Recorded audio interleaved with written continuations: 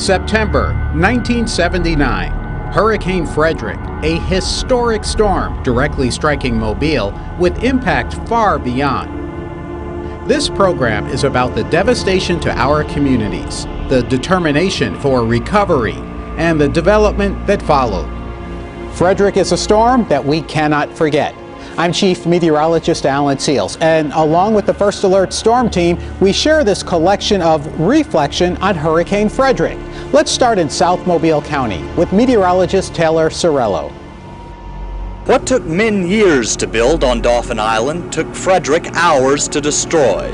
Unofficial estimates are the hurricane did $25 million damage to the west end of the island alone. This is Dr. John Dindo. I was here at the lab, but I was a volunteer on the fire department. The assistant director at the Dauphin Island Sea Lab, where he has worked for 43 years. The man that owned the ship and shore, his name was Mr. Ben Berger. So he had fire trucks that he purchased for the island people. He had got an old National Guard Army Deuce and a half. So we had that one loaded with generators and water and stuff, and I took that off the island that afternoon, expecting to come back the next day. Obviously you saw the bridge. Yeah. I didn't make it. He didn't make it because the only route on and off the island didn't make it. Dauphin Island Bridge back then was about 10 to 12 feet off the water.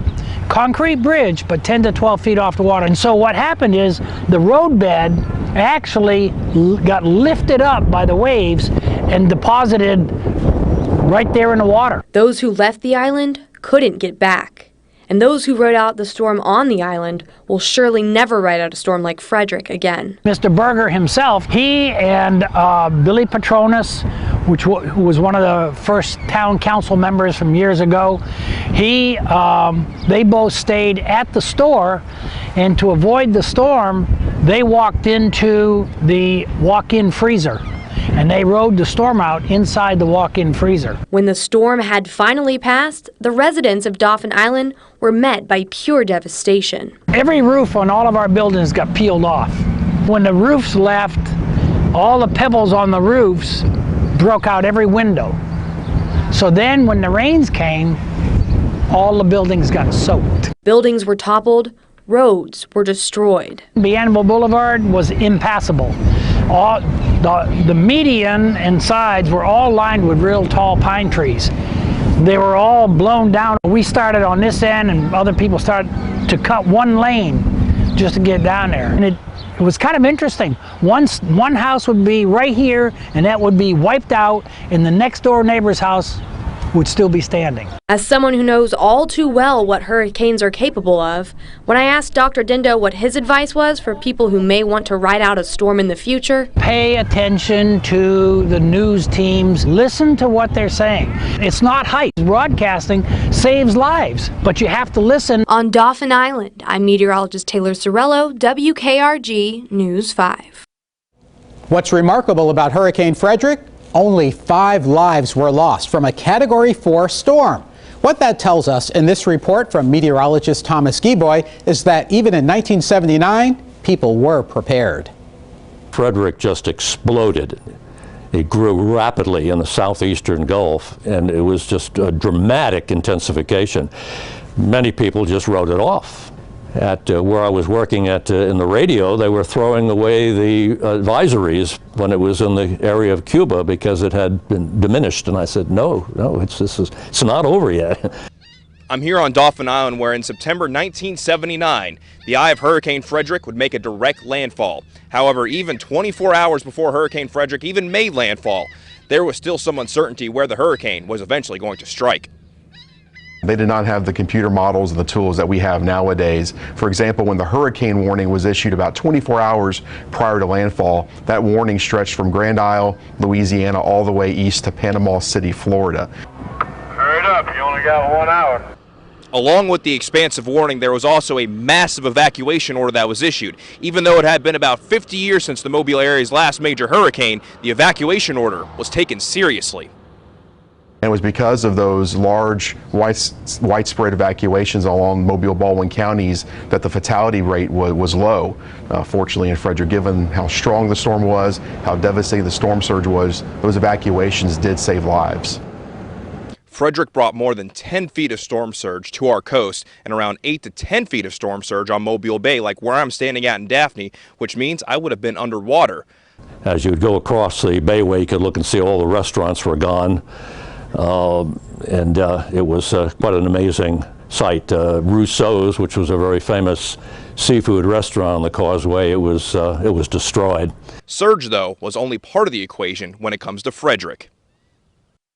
And if you, in fact, you talk to any locals across the area, Frederic is known for its wind.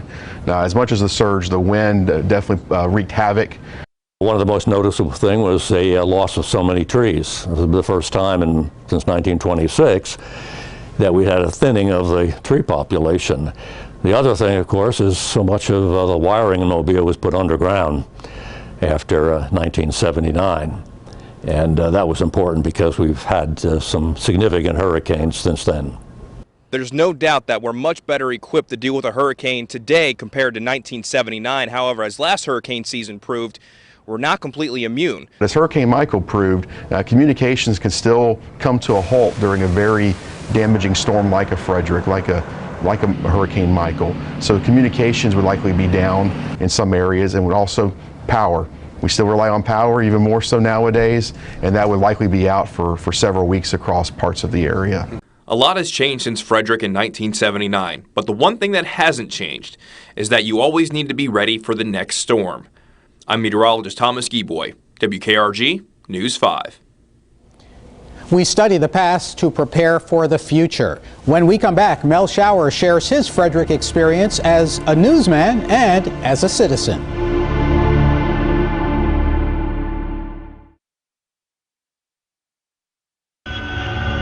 There's a possibility at Gulf Shores, I'm saying just a possibility, that some people may not be accounted for, who may have stayed onto the island where they can't get to them. They don't know at this particular time. The mother of all hurricanes as far as Mobile and Baldwin counties are concerned. When it came through in 1979, it devastated the place. Thank God we didn't have a lot of loss of life, but we had a lot of loss of property. Very next day after Frederic, I was down in Gulf Shores. I had managed to hitch a ride on a military vehicle down the Gulf Shores. And wow, you're talking about torn up. Now I'm interviewing people and they're saying, we're going to rebuild, we're going to rebuild. We've lost 4 businesses here and we most certainly will build back. And it was truly devastating. And that was like that all along the coast. We had to become very resourceful during in the aftermath of Hurricane Frederic, because the water system was contaminated for a few days. The electricity was out. And I think my neighborhood is one of those that went the longest without electricity. There were lines everywhere, lines for water, lines for ice. Oh, people stood in line for ice an entire day if they had to. They became so resourceful, they said, the hurricane didn't hit Pensacola. I wonder what it's like over there. So my wife and her mother and a couple of others, they started making the trip over to Pensacola to get items that were needed, and there were no lines. We had enough advance warning, in my opinion, for you to start making preparations for the storm. So one of the things I did was I filled up many milk carton, the plastic milk jugs, with water, with fresh water. I had a feeling that the water was going to become contaminated and we were going to need it. So I had stacks of the water. The general manager of WKRG, who is, as far as the echelon of life, is up here and I'm down here, and he had to come to me to borrow water. And I thought that was quite a change of positions there for us. Now, one thing Hurricane Frederic proved, you don't have to be a Category 5 to cause catastrophic damage, because it did. It felt like a hurricane Category 5. It's the structure and motion of a storm that defines the impact. Simply put, Hurricane Frederic was a mess to homes, to businesses, to agriculture. The pecan industry took a punch from Frederic. Frederic toppled tremendous numbers of trees. It wasn't just pines, it was also pecans. It was a hit to the pecan industry. Gary Underwood farms pecans, and he shared his perspective. A lot of farmers, especially if the farmers, their children weren't involved in the farm, several places it would take out 70, 80, 90% of the trees. They just took a bulldozer, backhoe, and they just took them up and they started to row crop. Leslie Hatchett and his father-in-law own 250 acres of pecan trees in Mobile County. What about the damage? I mean, it's going to cost you, figuring about $500,000 over the next 5 years. How are you going to recoup that? There's really no way in my lifetime. Prior to Frederic, we were doing quite a lot of pecan, tens of millions of pounds in Baldwin and Mobile County. And then after Hurricane Frederic, it dropped down to less than 20 million, probably around 15 or 10 million. The damage in Mobile and Baldwin counties is extensive, and it will take decades for pecan production here to get back to normal. Pecans are such a long-term thing that we estimate it'll be at least 20 years before Mobile and Baldwin County are back into production, anything like they were before the hurricane. Losses to the pecan crop and tree loss in both Mobile and Baldwin counties was $60 million. That would be well over $200 million in today's dollars. Before Frederic hit, these trees were filled with leaves and nuts, and farmers were expecting to harvest a good crop. Now, few trees stand. Cleanup took a long time after Frederic. Pecans were the cash crop for Clifford Street and his brothers, but when Frederic totaled 85% of their groves, the brothers turned to soybeans and corn for the future. A lot of people gave up on the pecan industry, yes. And in about 3 years after Frederic, we started getting back into production for pecans and stuff.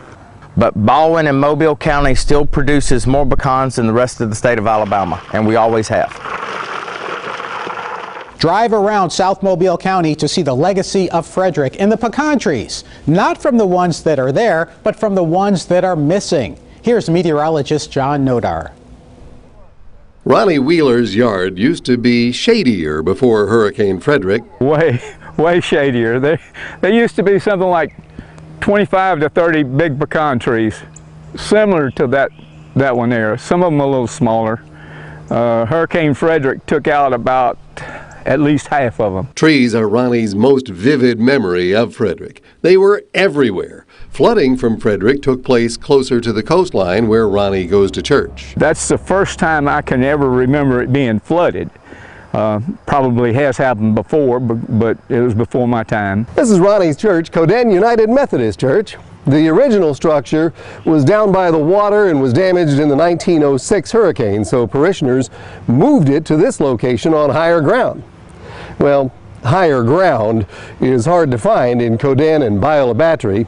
Frederic proved that, and so did George and Katrina. Just up the road in Biola-Battery, trees, and more trees. Greg Ladnier of Sea Pearl Seafood agrees about the trees. Main thing with Frederic was tree damage. Massive tree damage. 87 trees at his mom's house alone. Oh, and no power and water for weeks. Damage at Sea Pearl, according to Greg, was not that bad. We lost our office.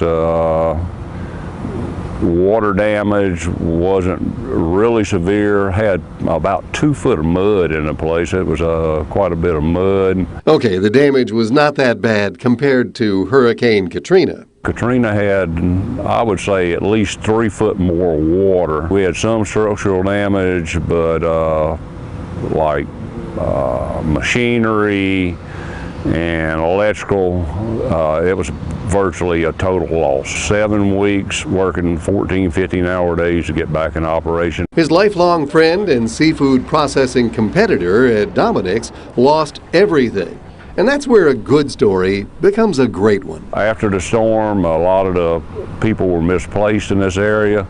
He had about 50% of his employees, I had about 50% of my employees. We processed his shrimp and my shrimp, in the same building for around 1 year until he was able to rebuild and get back on his feet. Stories like that have played out here as long as anyone can remember. Unlike the shallow-rooted pecan trees that Ronnie lost in Frederic, the family and community roots run deep in Biola Battery and Coden. Everybody in the community did whatever they could do to help a neighbor out. There wasn't any, I mean, everybody was sad because they lost things, but there wasn't any depression, I guess you could say it. Everybody was helpful. They all band together to help one another. Probably just about like any storm or any disaster anywhere, you find out that you live in a community. You're not living by yourself. John Nodar, News 5. Determination got us through the aftermath. Devastation literally set the stage for development. Nowhere else is that more evident, maybe, than Gulf Shores. When we come back, we'll take a look at that, and we'll look at the recovery in Bellingrath Gardens.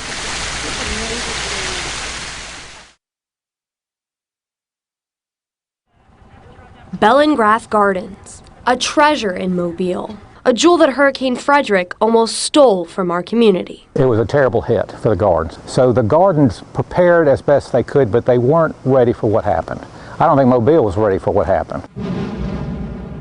Category 4 Hurricane Frederic made landfall on the evening of September 12th, with winds over 130 miles per hour. As the sun rose the next morning, it became evident that Bellingrath was no match for Frederic's fury. It completely changed the character of the garden. Thousands of trees fell and splintered, pine trees, oak trees, and then they landed on all of our azaleas and camellias. So the flower beds were covered with all this debris. The tree canopy was gone. The devastation felt far and wide. Trees were destroyed, flowers demolished, the gardens unrecognizable. But just as all along the Gulf Coast, those at Bellingrath began sifting through the debris. You had the whole issue of being able to, you had to get all that debris out of here, and then the replanting process started. A process that was only made possible by the generosity of Mobilians, determined to see the gardens bloom again. I think when Mobilians saw the pictures of the disaster that was out here in 79, 80, they really came to the forefront and said, you know, I have big azaleas in my garden, you're welcome to them, they're in good shape. And they went into town and dug them up and brought them out here. Wow. So, and camellias and, you know, all these plants we think of at Bellingrath Gardens. We have a tremendous nursery industry in Mobile and Baldwin County. So there were large donations of azaleas given to the gardens from many of those established nurseries. As for now, hundreds of thousands of azaleas were replanted in the garden, thousands of trees were planted in the garden. Then you also had natural regeneration. Mother Nature regenerates things. I think the visitor that comes to the garden now would have no idea that Hurricane Frederic virtually destroyed this garden. The gardens have survived ever since.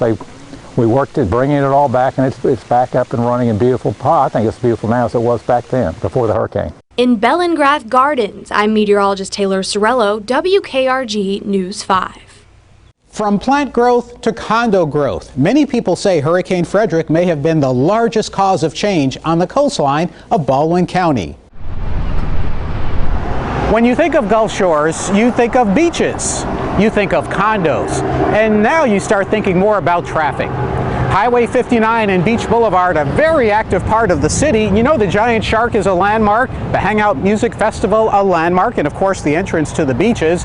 But Gulf Shores was not always like this. Let's go back in time before Hurricane Frederic to a quieter Gulf Shores. Doodle-doo, doodle-doo, doodle-doo, doodle-doo. You don't see high-rises, you see cottages amongst sand dunes in what was to become the city of Gulf Shores. Beach Boulevard is mostly 2 lanes. The Pink Pony has a pier. The tallest buildings are 4 stories. Beachside vacation homes and motels sit along the beach. In comes Frederic, out goes building after building. Those remaining are damaged. A little more to the east, the Rolling Tides Hotel went out with the tide. In September of 1979, it was a disaster right after Frederic. 95% of the structures on the beach received some damage or were destroyed. Some buildings still standing were merely shells. One example was the Holiday Inn. At first glance, the structure appeared to have weathered the storm, but a side view shows a gutted interior. Seeing Gulf Shores Beach is a 95% loss. What about some of the very familiar tourist areas, say the state resort, the Gulf Shores State Resort? Problem there, Bob, is you can't get to it. The waterslide park, before Frederic and then after Frederic, is damaged, never to be rebuilt. The Pink Pony is gone, but it was rebuilt right after Frederic. We drove the pilings 35 feet into the sand, then came back up and just started building up. 21 days later, there it was sitting in the air, 16 foot 1 inch above sea level now. That's much higher than we were before. Frederic made Gulf Shores build smarter, but 25 years later, Hurricane Ivan would hit a much more developed Gulf Shores, inflicting costly damage through wind and storm surge, with so many more people and buildings impacted. Some properties were severely damaged, while others took a beating. Look, the Pink Pony stood up to Ivan in 2004. Diddle-a-doo, diddle-a-doo, diddle-a-doo, diddle-a-doo. Where I stand right now in front of the Edgewater on West Beach Boulevard, this one spot tells the full story of Hurricane Fredric's impact on Gulf Shores. It's all now towering condos. Before Frederic, it was just a few beach homes and a restaurant called the Crimson Tiki. Frederic wiped the slate clean in 1979, leaving nothing but sand where the restaurant was. Then a condo sprouted. The Edgewater was alone. When Hurricane Ivan hit in 2004, the Edgewater stood with tropical winds and surfside. Now the colossal Crystal Towers condos stands across the street. All of this, in part, due to Hurricane Fredric's destruction. Devastation, determination, and development. A cycle we've seen before, and you can bet we're going to see it again. One day, there will be another Frederic. There will be more tropical storms and more hurricanes. Use your resources on WKRG.com, your weather app, to stay updated. The First Alert Storm Team will give you the forecast, a solid forecast on TV and on social media. Have a plan for your family and your pets. I'm Chief Meteorologist Alan Seals.